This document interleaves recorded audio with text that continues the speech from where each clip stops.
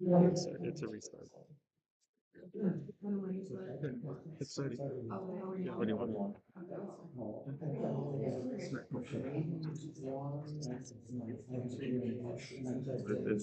recording. I'm gonna check it out like that. Turn the camera on. Well, that should be fun, hopefully. Okay,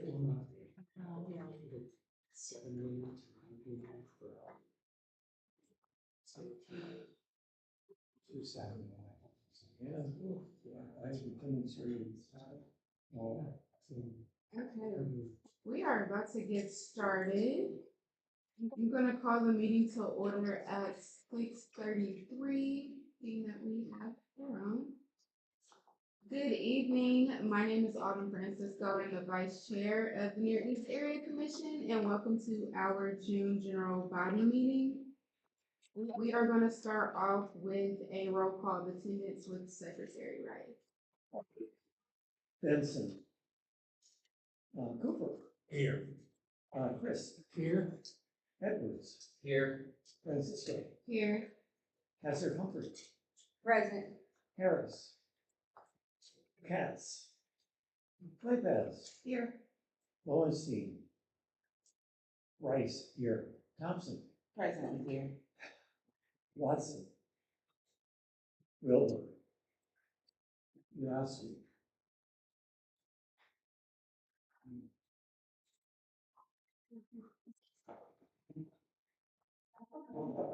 Perfect, thank you. So you all should have received the meeting minutes for the May zoning and planning meeting, the May general body meeting, and the June community engagement meeting. Hoping that you all reviewed them, I will entertain a motion to approve. So Michael. Second. All those in favor? Any opposed? Same. Okay. Motion carries.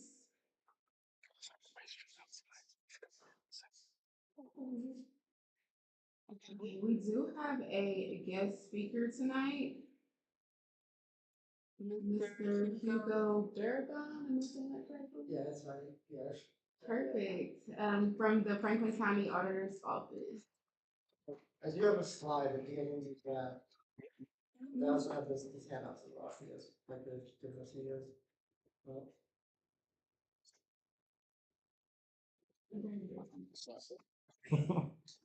Didn't feel good this morning, so I'm like under the weather. And yeah, I'm okay. Thank you. I'll put it up.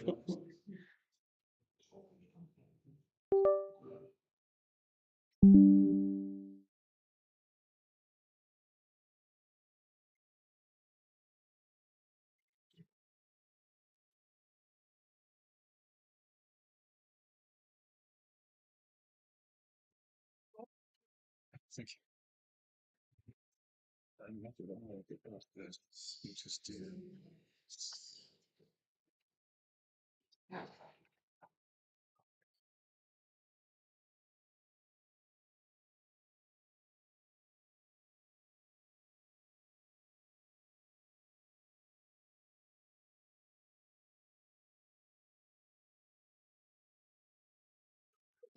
Great, I appreciate it. First off, Madam Chair, Commissioners, we really do appreciate you guys letting us do this. So like they mentioned, I'm Hugh Bergen with the Franklin County Auditor's Office.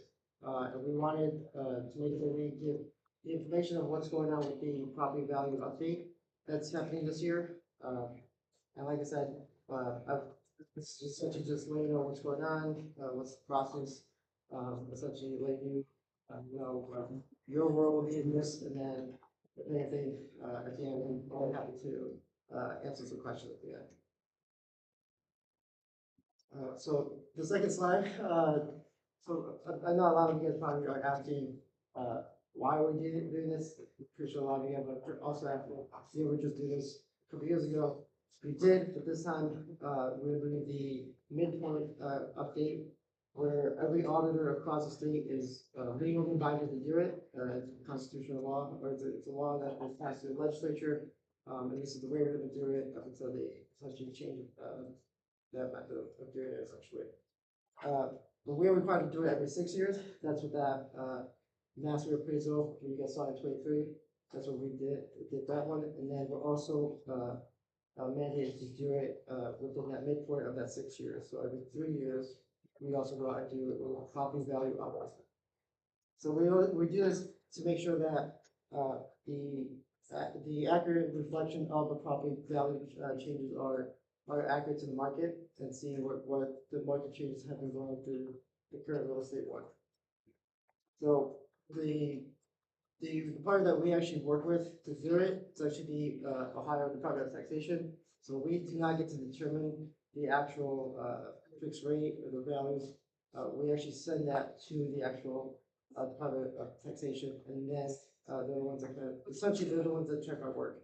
And then once we get that, we essentially give you guys a notice on your value change. If we don't do that, if we don't keep a updated and accurate account of our property values, we can actually be we can actually face some legal problems with the Department of Taxation. So that's really, like I said, our office doesn't, it's not like we want to do these at times, but we also legally binded to do. So the next slide would tell you kind of like what's going on during this process. Like I said, I know a lot of you probably are asking, why are we doing this again since we just did it last time? The difference between this one is that we are going out there and visually inspecting each property. We are using studies and analysis based off of sales data and anything that's essentially has been updated within those 3 years. So you look at 23, 24, and 25 essentially. So any updates, any monetizations to any property, any new builds, we essentially account for that. And like I said, we do it with those studies. We usually use the arm's length sales that taken between those years, and then those are the ones that we typically look at to determine the new values essentially, or your tentative values. And then on the next slide, has anybody actually heard the word arm's length sales? So it's the way that we are defining it is it's defined by a business deal between two parties acting independently and of the self-interest. So essentially, you guys selling each other the property at that market rate, essentially. What we're not counting is if me and my father sell or transfer that property for like $1, right, between us, right? We are not counting those. And I think another way is to think about it is that the property has to go on the market and has to have a fair bidding essentially. If it's not in the market, nobody else got like a bid on it, then it's not considered what's it called? It's not considered arm's length, right? And if you guys are interested, the reason why they call it that is that like way back in the day, they would actually go to the courthouse and you had to think it was like the judge that handles that, and you guys were, it was arm's length away, and you guys were handing each other the that's what I thought. That's pretty fun facts. So this is essentially the timeline that we essentially have been doing within this year. So obviously we are in May and June, but in January, that's when we started pooling our data and essentially getting it, collecting it throughout those 3 years that I was mentioning. And then once March hits, that's when we start preparing the data to send it to the Department of Taxation. And then once April hits, we actually submit those tentative values essentially. I think at that point, I think it was April 29th, property owner should have gotten a notice in the mail saying that this is going to happen, and give you essentially like a notice that it's coming, and if you have any questions, reach out. But now, like I said, now that we were in May and June, that kind of hits, it's essentially a two-parter. Once we submitted, we were essentially waiting for the Department of Taxation to check our work. And then right when they gave us the approval, which was, I think, a week or two ago at this point. Right when they do that, we are allowed to show and send out notices of your actual tentative value. So are gonna, well, you guys should anticipate getting a mailer in the mail of showing your tentative proposed value, but you guys at this moment right now, it's actually on the paper that you guys got. You guys go to our Know Your Home Value website. You plug in your address, and it'll show essentially your tentative value, and then you can also tour around and see what the estimate range of your taxes might be. So you're gonna see the lowest to the highest. But that's before anything else hits. That is the tentative value what we give on the assessment. We don't add in those levies, we don't add in anything else, it's just the bare assessed value that we tentative value that we have. So once we do that, once it happens, our property owners are allowed to come to us and essentially, has anybody actually done a board revision case before? So essentially it's like that, you're gonna come to us and present us the evidence, submit the evidence, at one of our locations that we'll be doing these events at. And like I said, I'll be here to give you guys those, when those dates finalize, I'll be here to give you those. But essentially, you're gonna work with one of our appraisal team members and essentially, talk to them, give them the actual, evidence, and then you're not gonna get your value there, then and there. It's gonna take a while for them to essentially go back to the Department of Taxation and essentially, plead your case or put in those evidence, and then we'll send you we'll send you essentially what we went down to or what we got through. But that would be from late July all the way to September, and then you would get the actual fix or the actual rate in December, because that's when the state actually gives us the effective rate at that time. But like I said, whenever this happens, we're gonna be out there. We're gonna make sure you guys have that information. So I'll stop right there. If you guys have any questions, just real quick. I do want to inquire, so you were saying present the evidence. What is the necessary evidence that one would need to present? So realistically, the main thing that you want to see is, like anything, any structural damages that's going on inside your home. So, like I said, if there's anything that's damaged inside your home, take pictures, bring that in, right? Another thing is, at that point, what we're doing, the sales data on like what's been going on, the permits pulled from another home, and let's say your home, we valued it at 250. The house right next to you is also worth 290, right? But that house had a new kitchen, new bathroom, but remodeled basically, because of the permits. You would come to us and say, you compared both my home and that home together, but my house is not remodeled. I still have the original cabinets from when I bought the house or anything like that. So that's really what we want to know. We really want to know what's going on inside the home, because we are not physically visually looking at the house. And we don't ever go into the house as well. Those are the two steps that the state gives us, allows us to do, so that's what we're kind of bounded to. I think I have a question. Will there be like a team of maybe people that, because my concern would be the elderly people who I always hear crying about their property taxes going up and things of that nature. So will there be a cushion or somebody to help them navigate through that process with submitting the necessary documents? Because some people don't have the resources or possibly the know-how to do what is asked of them or to kind of stay on the process. They're just always, raising a concern about their property taxes going up. Yeah, so I actually did forget to mention that on the previous one, the previous slide. You're gonna be able to do it on the phone or through Zoom. Well, I think most of them are gonna be through Zoom if you set up an appointment. But there's a whole dedicated team, literally just for this process for the next couple of months. We're gonna have just a dedicated team dedicated to answering these type of questions. But we do have a team member. If we call it, like, if it's a person that can't leave their home, for example, we would send out a team member to go and help them. So green, anything like that. you could, like I said, you can call us and if you need help walking through the process of, setting up a meeting, you're more than welcome to do that. Another thing is, you can go online at that knowyourhomevalley.com and, essentially set up your meeting that way. But like I said, if anything else, we would be there to accommodate, essentially.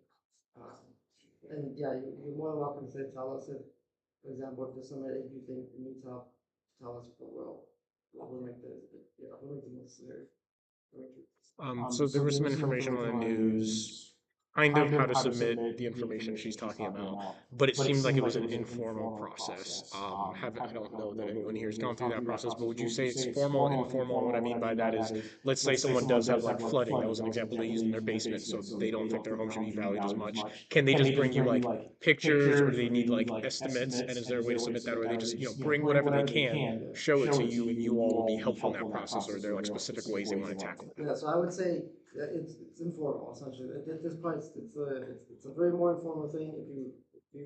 Well, let me just answer your question first. So it's informal. So if you bring pictures, that's pretty much a good way of doing evidence. But the more evidence you bring, the stronger your case. So, like I said, like you said, let's say you have damage, you took a picture of it, but then you got a contractor come out and he said it's going to cost $5,000 or whatever. You can also bring that too. Okay. Yeah, like I said, anything that you, and here's another thing that I would say, anything that you believe that might work, right? In terms of evidence, you're more than welcome to bring it in and see if it can help. I think, our office says, as much as you can bring, The better, the more you can bring, the better. Got it. Thank you. Yeah. Quick point of clarification.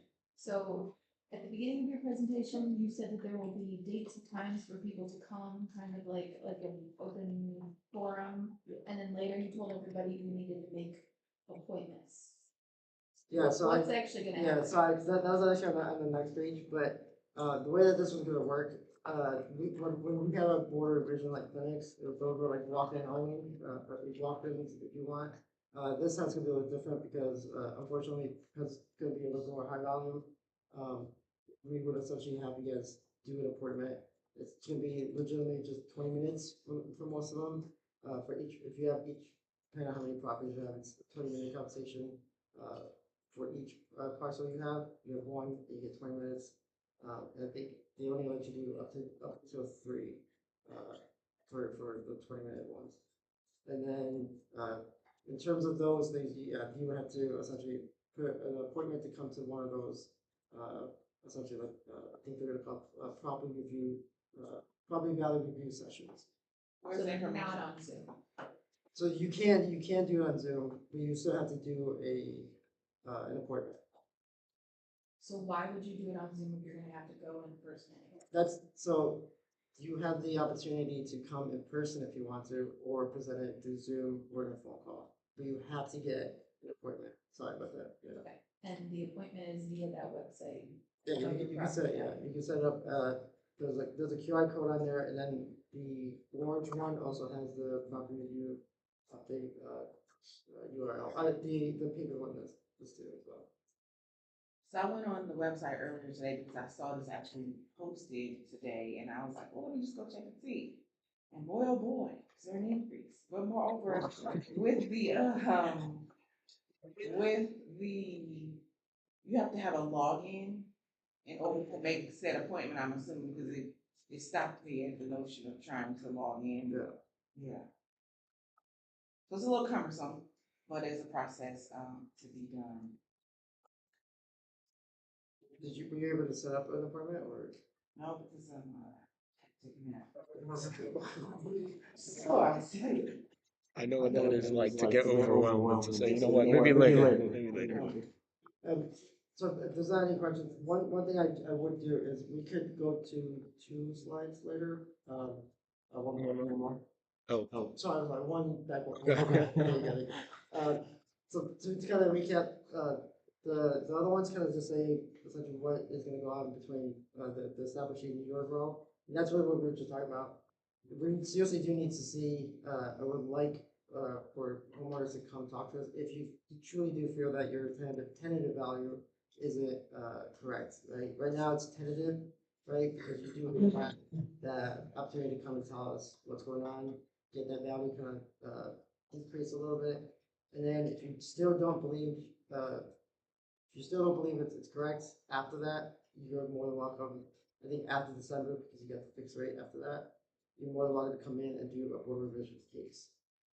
So back to your formal board revision is a little bit more bureaucratic. It's a little bit more strict a little bit rather than this one. Legit, you just coming in and presenting the evidence that going on. That's why it's a little bit more important. When you, there's a process of when you first purchase a home or whatever and acquiring the value at that rate for 3 to 5 years. Is that accurate? I'm not sure. Your property taxes? Yeah. I can clarify with you. So you just want to clarify the timeline. So I guess what I'm trying to ask is, if there's been no changes to your home since when you originally purchased it, Yeah. I guess that's the purpose of going in and stating whatever case, because you're valuing properties on the basis of the increases in the neighborhood, correct? Yeah, that's Okay. really what's going on. Yeah, what's going on in that neighborhood district. So here, let me, because the next one did say, how is this going to affect your taxes? We essentially would say it's always a maybe because we only do that after we do that appraised value or assessed value. It's 35% of your appraised value that goes to the effective rate of that school district. So it really depends on what's going on in that school district as well.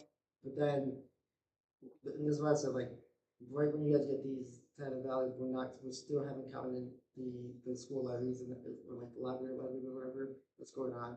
But that's essentially where you look at that when you see that. And so kind of getting to your question, because you asked if how do you get that value afterwards, right? Even if you haven't done anything. No, I'm just trying to see if this process will assist you with acquiring your value from when you originally purchased it, or is it regardless because of the home increases in your neighborhood, you're going to have that increase? So you're gonna see an increase at that point because of what's going on, like I said. And this is why I said like it really depends on what is going on because if somebody's value goes up like 20% and your value goes up 10 and Commissioner Rice's went up 10%. That person that did the remodel and all that, they now technically become a big contributor to what they call like the slice of pie, essentially. So you might see your value go up and your taxes go down. So that's why it really depends on like what's going on inside. You said your value go up and your taxes go down. Because that person who is now at 20% or 25%, they now can contribute more to the taxes essentially. But that's if we go through this review process and you all lower our taxes, then, correct? Yeah, well, no, I'm just saying in this case, as we're going through the process, through the triennial, the property review update, if somebody's value goes up higher than the average, I think in Columbus it's 8%, that the average went up. If someone goes up a little bit, like 9%, they now would have to pay more. The property tax will go up, and then yours, depending on what's going on, yours you see like a decrease in that. And that's what I'm saying. Like it's very tricky on it's very tricky on how it works. But that's what you see a lot of like the folks who live in like Italian Village. I think that's the closest, from my experience, that's the closest that I've seen. Where a lot of people there, some people saw the taxes go down while their property value go up because somebody the value the remodel that they did or whatever made it go up essentially. Yes. So when, this is Commissioner Rice, when, will all this be on the website? Because I totally. It's there now. Yeah, it's live now. If you're on the auditor's website, that's not the right website. Oh, So if you go to our website, the actual auditor website, if you kind of scroll down, it's like I think it just says news. It's right there. But on the actual handout that I gave you, all the way at the bottom, you can see the very home value. But we do, before I would like to say that we do have, on that website, we do have the tax estimator, which is essentially what I mentioned, that we're gonna give you an estimate of what you might see, but that doesn't, essentially calculate with other things like making bonds and all that, even exemptions as well.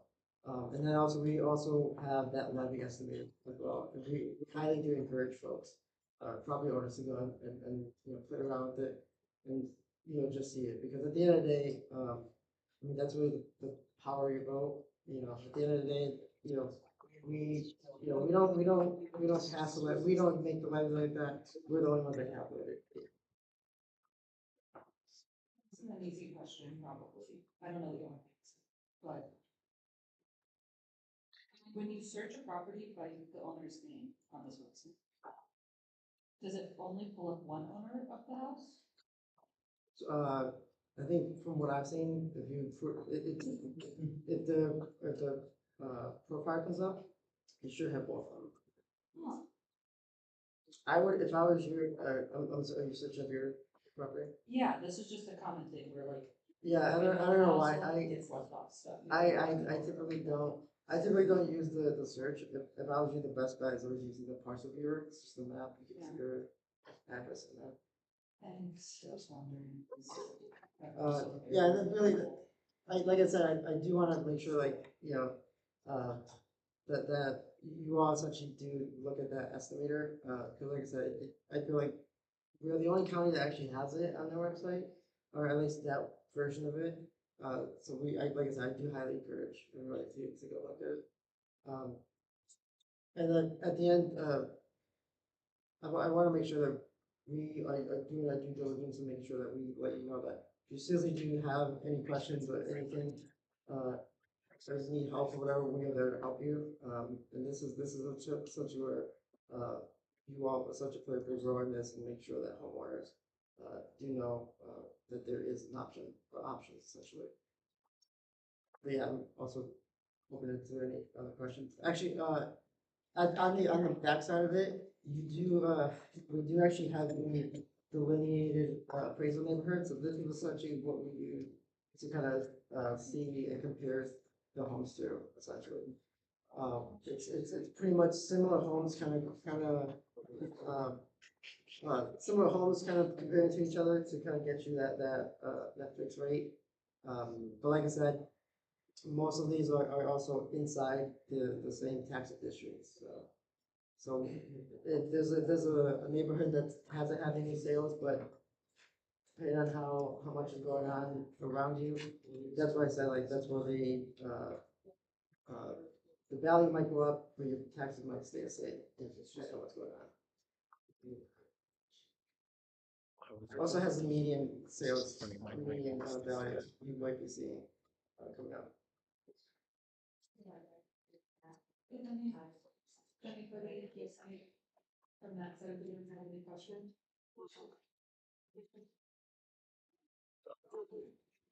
I feel like Fair question. engage people in, yeah, I mean, knowledge is power. For people.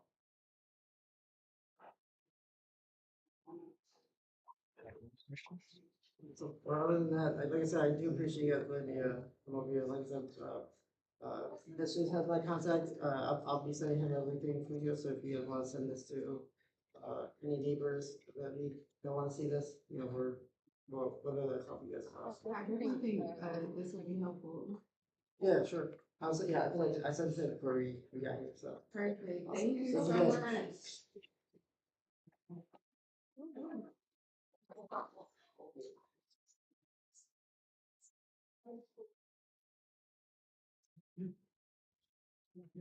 Mr. Hurd, do you have, any zoning updates?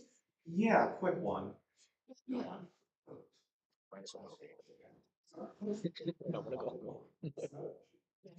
you for having us back again. I'm gonna try and keep it relatively short because I mean, most of this is gonna be a repeat from last time I was here, which would have been 2 months ago. But there is an update as far as the timeline, so I'll try to kind of get to that quickly. So as I've previously discussed tonight, we want to provide an update on phase 2 of the zoning project, share the anticipated timeline, and discuss upcoming opportunities for public engagement. As outlined in the engagement plan we shared earlier this year, we are here again this month to provide another update. So brief project overview. Phase two of Zone In is focused on expanding economic and housing opportunities for all Columbus residents. This work will modernize the zoning regulations for mixed use, industrial and warehouse, and business and institutional campus uses specifically. City staff has been working with our consultants to draft new zoning districts that support the goals of both Zone In and the Columbus Growth Strategy. We will be releasing these new districts for public comment later this year. However, we do have a little bit of details as far as the proposed districts that we have. Phase two includes a total of 15 districts so far. 6 of those are the existing mixed-use districts that were adopted by City Council in 2024 during phase one. Added to that in phase two, we're looking at 9 new phase two districts. 3 of those are mixed use, similar to what we saw in phase one. 3 of those are going to be industrial and warehouse districts. And then the final 3 are going to be business and institutional campus use districts. The timeline update is kind of what I wanted to get to because that will be shifting from the last time I was here. So during the winter, spring, and summer engagement, we will continue to conduct commission visits, newsletters, and area commission small group meetings. We will also be attending the Rise Up events across the city, much like we did in the first phase as well.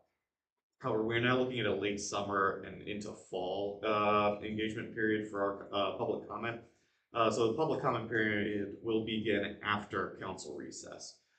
Reason we are pushing that back to after council recess is we want to give city council ample time to consider these changes, as well as we want to just fit better with their schedule instead of starting that process while they're at recess and having them come back in the middle of the public comment period.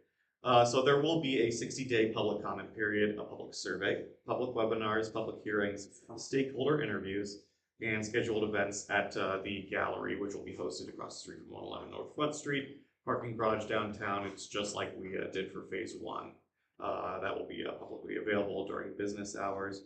Additionally, there will be 210,000 mailers sent to affected property owners and tenants and those within 125 feet, notifying them of the proposed zoning change and encouraging them to provide input at the various opportunities that are going to be on this this engagement plan. That we have several copies of these on the table over there. There will also be 2 public hearings held by council after the public comment period ends, which is what's going to be pushing that into fall. And in closing, we encourage you to stay engaged by 1, signing up for project emails, visiting our website, participating in the public meetings and hearings that will be coming up this summer, and visiting the zoning gallery during the public comment period later in the summer and into the fall. If you have questions, please contact us at zoningupdate@columbus.gov. And it will be listed on those business cards that are also over there on the table. And just as a quick reminder, we will be, since we're doing kind of every other month, we will be planning on returning to your commission in August with further project details, unless you guys take recess in August. Does NEAC take recess in August? We typically do, but we are modeling city council for when we second recess. Gotcha. Okay, then I will be back in August then. Perfect. Thank you for your time. Of course, thank you. Are there any questions? Thank you. Thank you. Are there any announcements from the commissioners or the community engagement committee? Got a couple of things from Otina last night. The house tour is looking good. You haven't already gotten your tickets for it, please check it out. They are looking for 14 more people to be house guides. There are 12 gardens homes on the tour, and they've got all the cabins that they needed. There's going to be a garden cleanup on Saturday, June 13th, from 9 to 11. And then there's going to be a neighborhood cleanup the Saturday before the home tour. So I said June 13th, sorry. July 11th is the neighborhood cleanup. So if anybody is interested in participating, and then also Otina is partnering with several other civics for National Night Out. And because there are several civics and some more than one received a grant, They're going to be upping the game in terms of the food offerings. So if anybody is really good at slinging burgers or grilling, something like that, they're looking for a grill master that night. Thank you. And then we have the Community Care Day over at Legacy Point at Poindexter on June the 27th. It starts at 9 a.m. It's usually over at around about 1 or 2, and it's at the corner of Mount Vernon and Champion.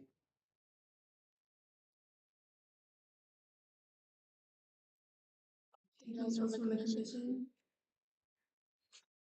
District Two is having on July 18th, we're having a senior uh, resource fair for senior citizens. And if you want any more information on that, or if you've got an idea for a really good vendor. Vendors, yeah. Vendor. Service provider, something. This calendar has our walk around happening tonight.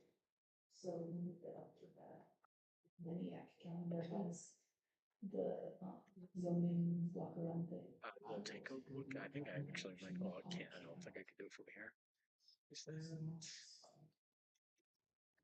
Let's look at. I think I have edit access on the other side. Saw it last night. Thank you. Mr. O'Brien, Yes, sir. do you have any announcement? Sure. So I didn't have suppliers and this was for the Department of Neighborhoods. I got something from Sustainable Columbus. They're going to go solar, and a co-op. So I think I have, if you are interested in property funding, we could covering up to 20% of installation, up to $5,000. There's a website at the bottom that you can kind of sign up and kind of see the information that they can have regarding that particular program. And then I also left something for, from the Department of Neighborhoods on Tuesday, June 23rd from 6 to 7 at the Linden Branch Library. We are having a, like Rose Cafe style coffee conversation with local students, kind of measuring the success of, in the classroom. So that's gonna be our director, Kim Douglas, is gonna be hosting the chat along with representatives from Columbus City Schools, such as student, parents, principals, some people from Ohio State University School of Social Work, and then Ms. Tiffany Ray with Nationwide Children's Hospital. So if you have time, again, if the flyers out, if I'll send out electronically as well, you can distribute it to the community. If you please join the conversation, that would be great. That's it. Thank you. Do we have any announcements from the general body?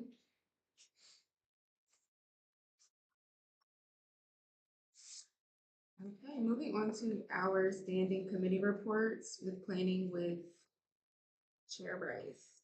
Last month, there were no applications, so there's no report on what happened today, but this coming Thursday, we have 4 properties that have applications. First one is 2000 East Main Street. It is the Graphics Commission request for the new signage at the Kroger.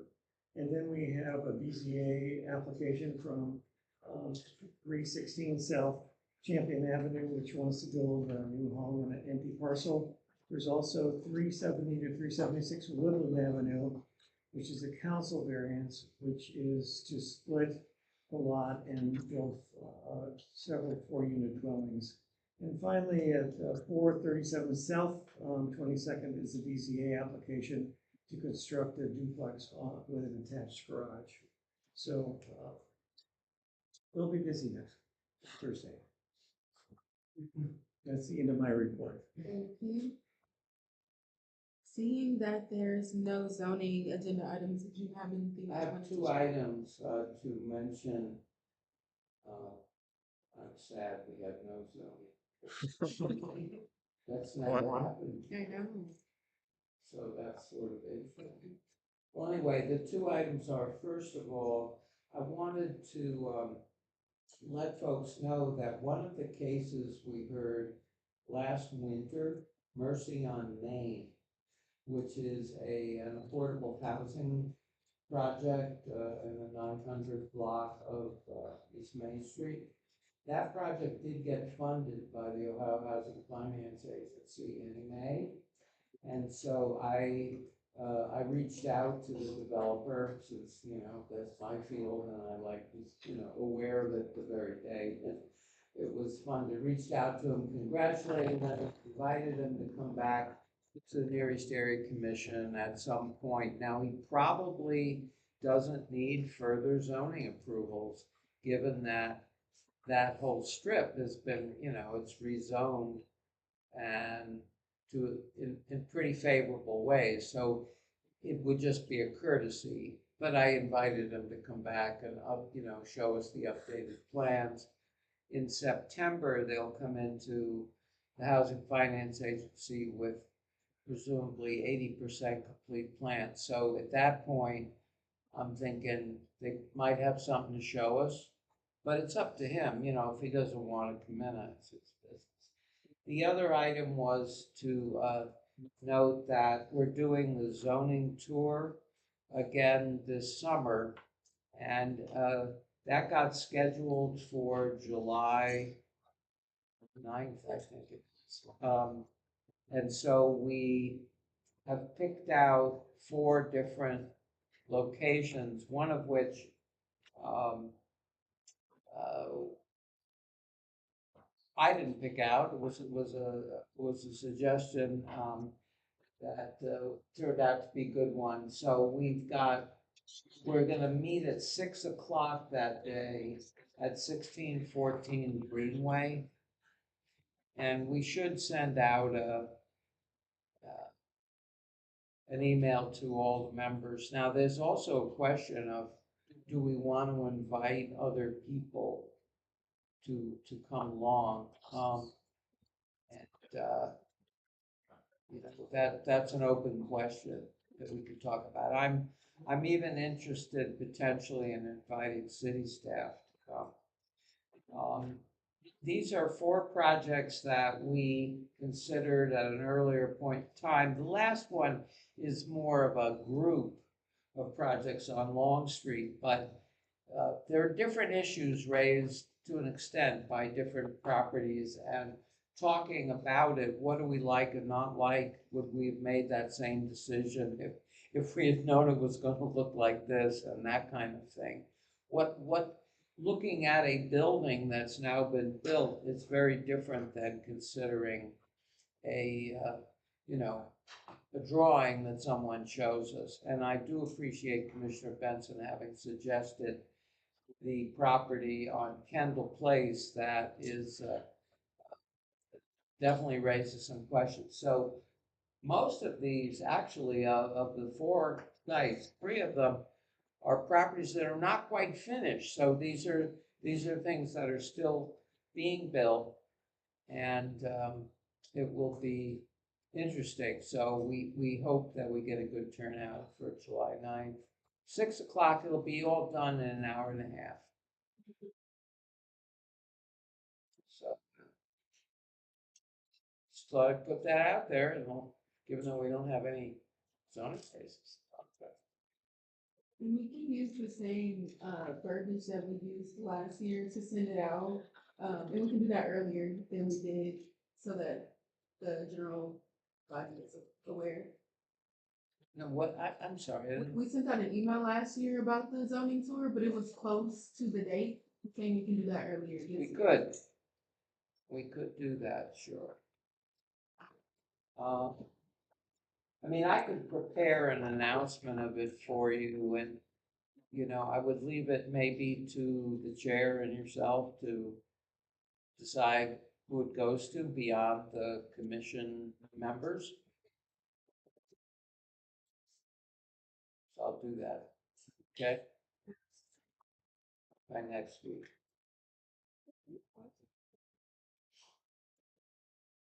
So moving on to community engagement.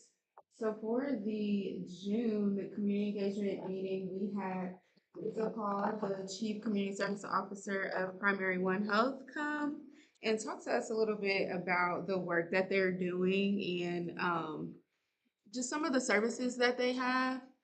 and how essentially how they receive their funding and how although their primary population is the underserved, anyone can come there and get resources. So if you are looking for any primary care or vision care, dental care, and want to support a healthcare provider in the neighborhood, you can check out Primary One Health. Their main office in this area is located on Parsons, and then their dental clinic is in Columbus Public Health. Our August community engagement meeting is TBD. And that concludes the community engagement reports.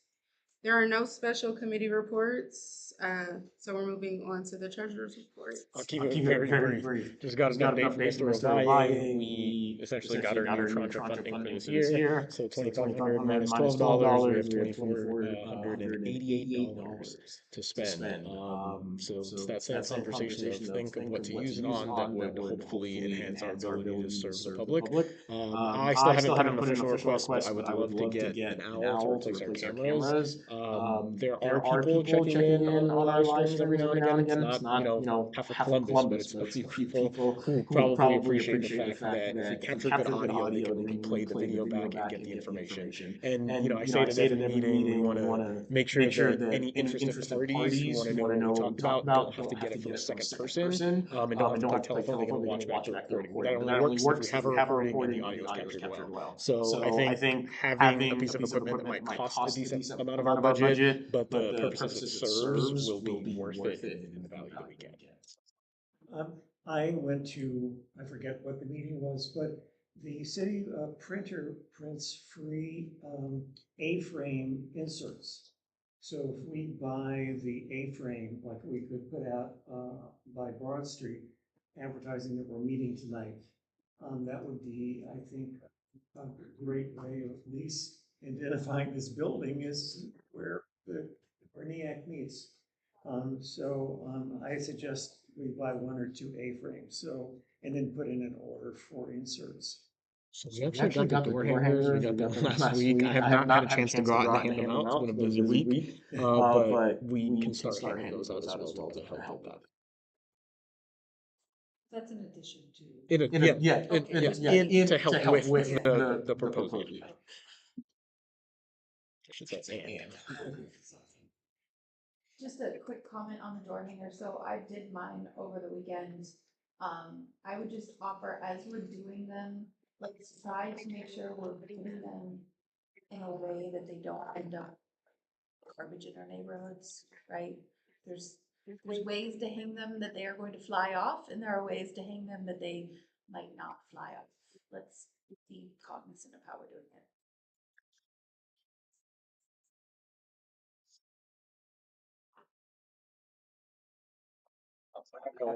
I'm sorry, I realized that was still technically. There's no old business. In regards to new business, for folks who came in after I brought it up, you also have a NEAC guide, quick guide to Robert's Rules of Order. So we have not been using Robert's Rules correctly. So this is just a quick guide of how the flow of the meeting should go, picking up in August. So you have that to look at over our recess. And if you have any questions, feel free to ask the chair of said meeting before or after the meeting. Are there any other announcements or anything else that anyone would like to share?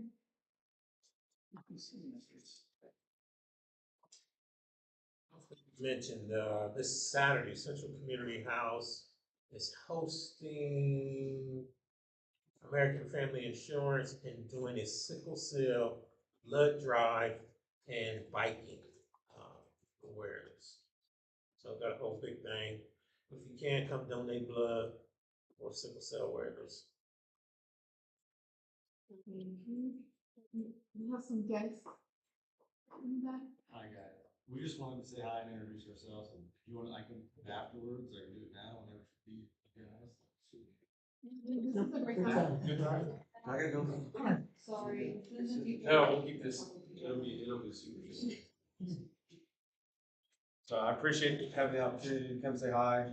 My name is Igo. I currently serve as the acting house captain over there at Station 8, over at 1240 East Long Street. I know it's been a while since we probably came to a commission meeting, probably many years. With the way the fire department staffing works, it's always kind of a revolving door between who's assigned to the firehouse. But we wanted to take the opportunity today, we wanted to catch you before the next meeting and literally just say hi. Usually summer months up our run volume quite a bit and our public engagement goes up. I know there's been a lot of news about the fire department lately, so we just wanted to come say hi. We wanted to reintroduce ourselves. Want to just give you guys some contact information. We'll give it to you all afterwards. And then just kind of be here to answer any questions and just make sure you guys knew that, you know, we know that you guys are here and you're trying and you're helping the neighborhood, and we appreciate all that. And if there's ever anything we can do, or at least try to help with, just let us know. It's our home too. So we appreciate all the good work. But outside of that, I won't take anybody else's time. I'll hang out afterwards for a few minutes and share some contact information with you. And unless there's any issues, any questions, anything that's arose, yeah, please. Issue, just a question, because there are experts in the room. For hot summer months, you said that your run volume increases the case super question. Is that for fires? No, fires go down, EMS goes up, right? So the cold months would be fire season, right? Because of all the creative ways to try to stay warm, and people get bored inside, and when they get bored, they do poor decision making inside sometimes. And then when it gets hot, people get more active and move around more, and then therefore creates usually, you know, health conditions, more issues arise. So we are much busier in the summer than we are in the winter. We usually the city does about 500 to 700 runs a day. I think we did 600 some yesterday. In the winter, that number usually is down around 4 or 5. So kind of an adverse effect. So we're busy on the fire side and when it's cold, and then we do more EMS in the summer. Well, I'm glad I asked, because like you say it and it seems intuitive, but like that's not actually the job before I ask. So, okay, second part of the question is what like top tips, tricks, things to would you share with neighbors help reduce your EMS runs? Yeah, and so a lot of times, no, for sure. So a lot of times our EMS runs are, trying to make sure I word this right. A lot of times our EMS runs are relatively minor because we do a good job of catching things early. People care, people check in, friends, neighbors. I haven't seen Mrs. Smith outside for a few days. It's weird. The mail's stacking up. We would just encourage that behavior through the summer months.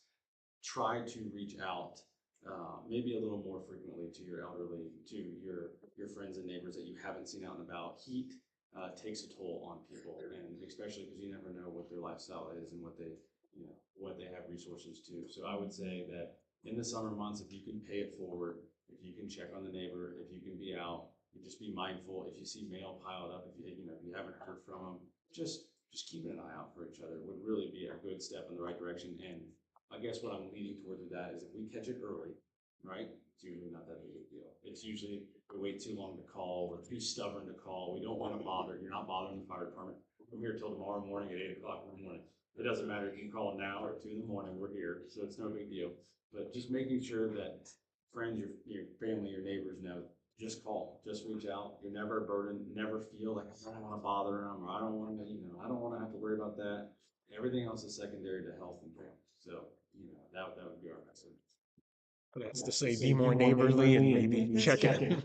And it sounds so silly and so simple. Send the text, ask them how they're doing, find an excuse, a birthday, a holiday, hey, happy 4th of July, just checking on you kind of thing. And I think you can do a lot just by reaching out to each other. So thanks. We'll do that. I'm glad I asked. Thanks for all you do. Yeah.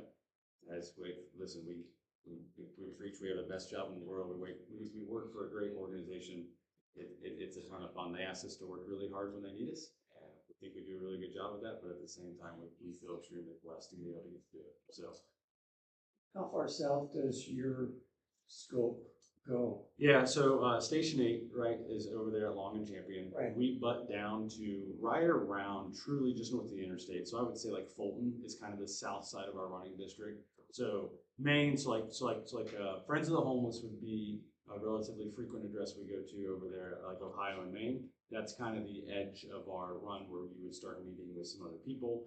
And then as far as going east, probably about Drexel is where we start running into another firehouse east, and then up north, about Fifth.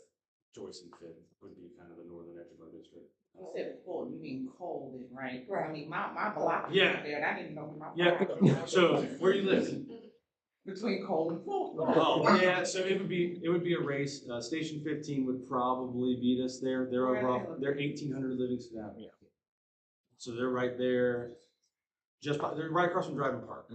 Yep, so that's 50. So 15's probably beat us there, but we give them a good run. We try. I like you because you ate, right? And you came to see it. That's so right. you hear They're about- really friendly at Station You 15 come as on well. Linwood, I've met the guys. You just make sure you come see us, okay? Yeah, I would tell you Hopefully we is, don't have to. yeah, That- yeah, hopefully we don't ever have to. But I would, Right. I mean this whether it's Station 18 up north in Linden, whether it's 15 down at Driving Park, whether it's 21s out on Maine, it doesn't matter. It's the same group, it's the same mindset, it's the same mentality. The reality of it is, it's a bunch of different firehouses, but it's one big family. So. Yeah, I made one of those rather minor calls last summer. It was a good, good It was experience. a great experience. Okay. I had, Thought I was gonna get hit chicken with in that. my I gotta microwave and thought I smelled gas. You be if people didn't call us when they were just concerned and like, oh, I don't know if I did that right, or we'd be very bored during the day. So And they it were is. there in like 2 seconds. Yeah, no, it's good. So, You guys rescued, we had an event at Central this past Saturday, had a heart attack. And, you guys were quick on the spot, so that guy lived. did he? Yeah, he was in bad shape. Yeah, and I can't tell you, and like, hearing positive things is always refreshing, right? We all carry around our cell phones, and it feels like what CNN or Fox News or some negativity is on 24/7. So I know it sounds simple, but a nice gesture to the crews, we appreciate it. Thanks for what you did. I mean, it goes a long way, especially when they're in the summer when these guys and girls, I should say, are doing 20+ runs a day, and they're hot and they're tired and it's hard to be perfect all the time. So the kind words are duly noted, and we appreciate it. We'll definitely share it. We do have a question. Please. Sorry, Kim. So I heard somewhere that for people or communities that have like a fear of police or like a tepid relationship with police, for just about any call, they can call the fire department instead, and then if police need to come, like your dispatch, is that an okay practice or? So yes, I'm gonna say yes. So the way Columbus dispatching works, and without going super in the weeds, and sorry, this is probably gonna be longer than the 2 seconds I promised this again. So when you call 911 in the city of Columbus, you get sent to a CSAP, which is a public service answering point. The city runs its own public service answering point. Those dispatchers answer the calls. The initial dispatchers that field the calls will funnel that call, whether it's to police or fire. If it sounds as if it's a police incident, right, or a crime or a concern or a safety risk is there, it'll get funneled to police by those dispatchers versus if it's a hazard, a service run, a medical emergency, it'll get filtered to fire. So truly the dispatcher will filter that. You can always try, right, to request, for whatever reason that would occur that maybe police aren't necessarily needed there and the fire department could help. You can ask for the fire department to come out. But at the end of the day, the dispatchers and then whoever's working that PSAP is gonna have the discretion. Okay. Is there a non-emergency fire number, like for police, you can do 4545? Is there like a fire? Yeah, so if you call, and I can get it to you, if you call the Columbus Fire Department, it gives you to an automated voice messaging system, and on there is, if this is not an emergency, press whatever. If this is an emergency, hang up and dial 911. But we can get that number. I can grab that for you. Is that a better number to call than 911 for something like a wellness check or anything? I'd always start 911, right? Because there's a variety of, I'd say a high higher risk than you would think of wellness checks that truly turn into they've been on the floor, they need help. It's always better, call 911 and then let the dispatchers figure it out, right? If it's the hydrant is leaking at the corner of my street because you guys floated it and I don't get it turned off all the way, that's probably not necessarily 911 necessary. But when in doubt, call them. And they'll screen you appropriately. Okay, I'm gonna go ahead and transfer you to our non-emergency number. And they do a really good job with that. I don't even wanna know how many times their phone rings a day. My family and friends have made fun of me because if I see like someone driving erratically on the stairs, like I've reported drunk drivers before. They're like, what are you doing? You're such a like, like why are you? And I was like, it's literally their job. Like it is their job. So and I'm like, yeah, PSA, don't be afraid. It is your job. I sit here before all of you and I own the same thing. I have 100% called people in off duty and been like, listen, this is just way too much. That's bad. Whatever, you know, weaving in and out, going 110. Like, yes. So I can totally relate and I understand. Thank you for. I think I have a comment. Please. Thank you. It's nice to meet you. But, I'm taking you back to 3rd grade. So 3rd grade, I've been living over. Wasn't my best grade. I know. It was my best grade. Okay. I was probably 3rd grade, right? 3rd grade, I lived out there and I'm 55 now, so you do the math, right? So I'm a long-time resident out there. And when I was growing up, my grandmother used to have us, she lived at 180 North Ohio. She had us to go to the fire station if we needed air in our bike or for anything like that. And when I grew up out there, we loved the firemen. You know, they played with us outside and all that, right? So 2 years ago, my grandson was over and he needed air in his tire. I told him to take the bike over to the fire station because that's what I knew, that's what I grew up on. And I don't know who it was, but they were very nasty to him. They said, you know, you don't come here to get your air in the bike, and this is for emergency purposes. And I'm like, I watched them sit out there all day and grill and stuff. And before they used to give us food, you know, y'all was grilling. And I'm thinking it must be a whole new crew because if you go ask for a hot dog now when y'all grilling, it's like this is for us or something of that nature. So I'm just wondering. Food is a little bit. It is, but as it relates to the bike, they shoot my grandson away in a sense, and I didn't believe him, so I went over there. I hope you gave it to him. No, I did not. You should have. That's unacceptable. Whoever it was, I said, you need to figure out who came before you, because the person that came before you did exactly what I'm asking you to do, but it's fine, we'll go to the gas station. But I haven't even been back over there bothering y'all, and that was 2 years ago. But when y'all throw stuff in the trash from y'all house, I do dumpster dive. I found this really cute mirror. Somebody threw in the trash last week. I just put a basketball hoop out back. Okay, because I be watching. I live right across the street from you. That blue chair on that porch, that's me. Okay. Well, okay, let's break that one down. First off, you should have given help. You should have walked in that firehouse and wrecked them all. That's not okay. And I would tell you, how many bike tires do you guys fill a day? Whoever comes? Yeah. I don't even Every day. see Every day we fill bike tires, and the expectation is now listen. There's always a time where the compressor's down, or the one on the back of this firehouse that was used for 20 years. Everybody just pull up and fill their car tire. That one finally crapped out. City won't fix that one. So we have the one in the bay. If you need anything, come. I'm coming for you. That's fine. I'll be right there. Yes, I'm right there. I'm in love with you. Yes. All right, guys, I'm gonna stay. I'm gonna hang out. No, listen, guys. And we tell everybody who stops by, the doors are open. Right? If the bay doors are open, we're there.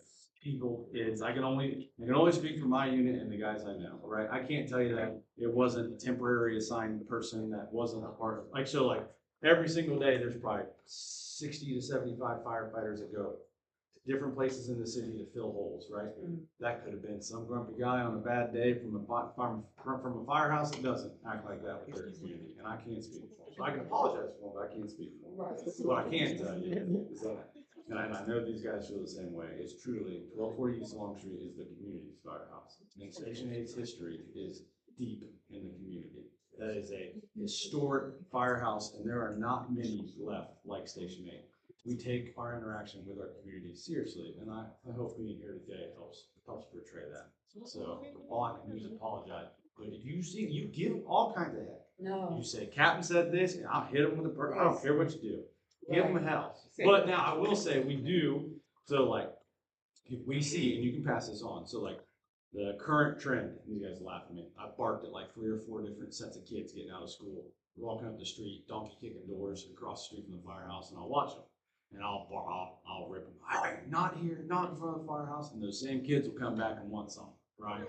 They'll want the ball blown up, they want the back tire, and I'll be like, nope. I said, I can't have you kicking in doors and being on Ring doorbells and then over here hanging out with us. I said, you can't do it. I said, you make a choice. So like I've told kids no, but it's a very select group of kids that I have watched do inappropriate things. It sounds like you're exposing yourself. Yeah, oh yeah, we tell them, they you right. I'm like, or like last time they came over, I'm like, which one did it? And they're all like, he did it. I'm like, nothing for you. What do you guys need? So we try to have as much fun as we can with them. We also understand that we are a figure to them. And so we give them a hard time. We treat them like, we treat them like they're adults and they're learning and there's lessons to be learned there. So we're not afraid to get at them, right? But at the same time, it's home. Make sure they know they can come, they can help, they can do whatever they want there. We call them in all the time. We'll be playing volleyball in the parking lot. We tell them, come on in. Can you play? And I'm like, no. Like, well, we need your help. So, but no, I apologize for the bad interaction. I can't speak for them, but I can tell you this, send them back. Thank you. Yeah. So it would be interesting to know the history of the fire department on the Neary side. Because I know that you guys went through my front door in I think it was the early 90s when there was a fire in the house. So I'm sure you've seen a lot of, collectively seen a lot of changes on the Neary side. Yeah. Because your fire station doesn't look historic, even though the department may be. Yeah, so, and honestly, so the firehouse is, I think, is it 68? 58, I believe. 58? 68. I got the 8 right. That was close. Yeah. I remember that.